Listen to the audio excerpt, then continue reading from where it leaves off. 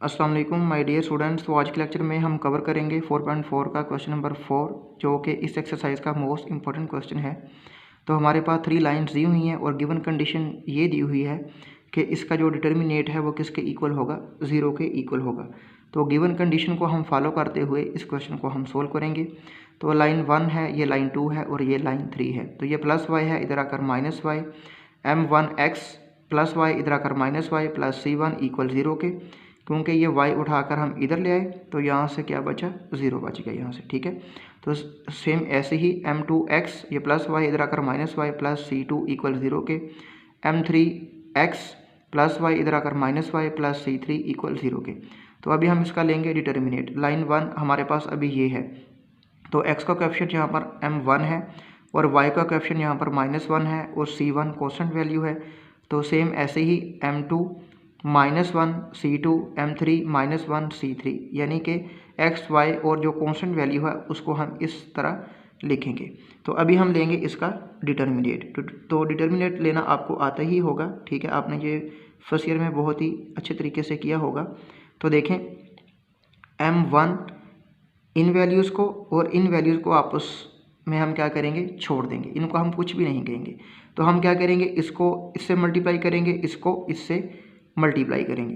तो सबसे पहले C3 को -1 से मल्टीप्लाई किया, -C3, एक माइनस ये और एक माइनस फार्मूले वाली, तो माइनस माइनस क्या हो गया प्लस C2। उसके बाद ये माइनस फार्मूले वाली और ये -1 जो इस वैल्यू के साथ है, ये -1, इन वैल्यूज़ को और इन वैल्यूज़ को हम क्या करेंगे, छोड़ देंगे। तो इसको इससे मल्टीप्लाई करेंगे, इसको इससे मल्टीप्लाई करेंगे। तो m2 को C3 से मल्टीप्लाई किया, m2 C3 माइनस फार्मूले वाली, ठीक है, फिर m3 C2 आ गया, यानी m3 C2 आ गया, फिर प्लस ये C1। अगर यहाँ पर भी माइनस होता तो मैं यहाँ पर भी माइनस लगाता, ठीक है। ये तो माइनस फार्मूले वाली है ना, ये जो माइनस है ये इस वैल्यूज़ के साथ है, तो जो भी इसके साथ साइन होगा उसको हम यहाँ पे लगाते हैं और मिड में हम क्या लिखते हैं, माइनस। तो ये माइनस माइनस फिर आगे प्लस हो जाएगा। तो ये प्लस C1। उसके बाद इन वैल्यूज़ को और इन वैल्यूज़ को हम क्या करेंगे, छोड़ देंगे, इसको इसके साथ और इसको इसके साथ क्या करेंगे, मल्टीप्लाई करेंगे। तो m2 को -1 से मल्टीप्लाई किया, -m2, और m3 को -1 से मल्टीप्लाई किया, माइनस माइनस क्या हो गया प्लस, ये फार्मूले वाली, ठीक है। तो m3 को -1 से मल्टीप्लाई किया तो माइनस माइनस प्लस m3 आ गया, ये इक्वल आ गया 0 के, क्योंकि इसका जो डिटर्मिनेट है वो किसके इक्वल है, 0 के इक्वल है। ये गिवन कंडीशन उसने दी हुई है क्वेश्चन के अंदर। तो उसके बाद हम क्या करेंगे, m1 को -C3 से मल्टीप्लाई किया, -m1C3 आ गया। m1 को आपने पहले लिखना है, ये क्यों लिखना है ये आगे जाके आपको मैं बताता हूँ कि आपको कोई मिस्टेक नहीं होगी। उसके बाद m1 को C2 से मल्टीप्लाई किया तो m1C2 आ गया, माइनस माइनस यहाँ पर हो गया प्लस, +1 को इस वाली वैल्यू से मल्टीप्लाई करेंगे तो ये सेम वैसे ही वैल्यूज़ आ जाएंगी। उसके बाद C1 को -m2 से मल्टीप्लाई किया, plus minus minus m2 C1 आ गया, plus plus plus m3 C1 आ गया। उसके बाद स्टूडेंट्स आपने क्या करना है, जो m3 वाली वैल्यूज़ है ना उसको उठा के आपने राइट हैंड साइड पे लेके आ जाना है और m2 वाली वैल्यूज़ को आपने इधर ही रखना है, ठीक है।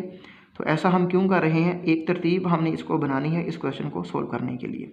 तो ये आप इसको ट्रिक समझ लें या इसका एक आसान सा मेथड समझ लें, ठीक है।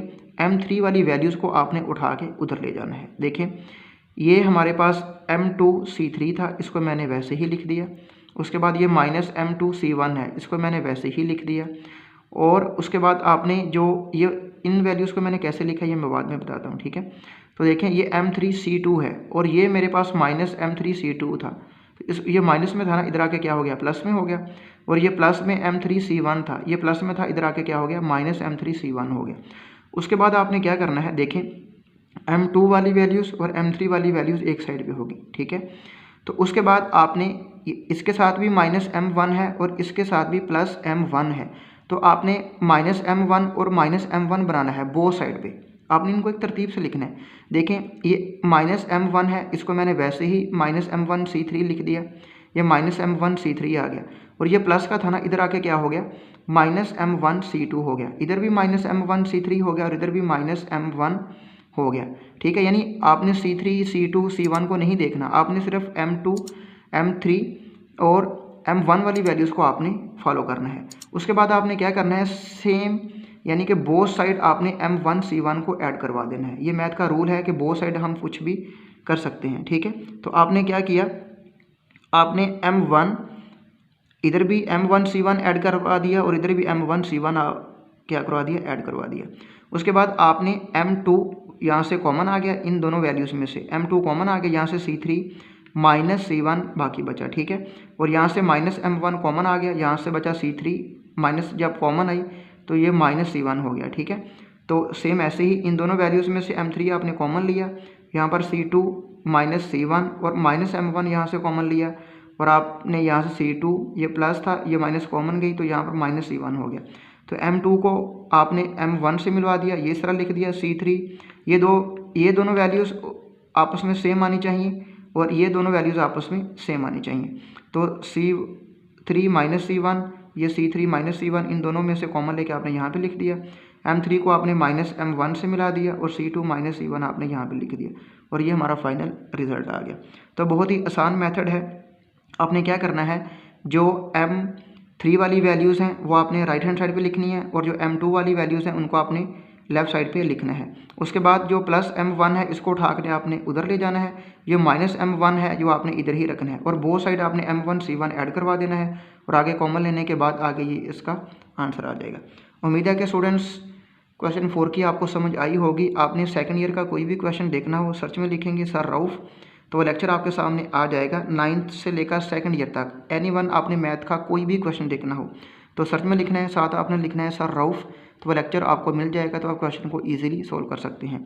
तो फिर भी इन तमाम पार्ट्स में किसी भी किस्म का कोई भी मसला आता है, आप हमें ज़रूर कमेंट बॉक्स में बताएं, हम इंशाल्लाह मसले को सॉल्व करेंगे। और अपनी दुआओं में हमें याद रखिएगा। अल्लाह हाफिज़।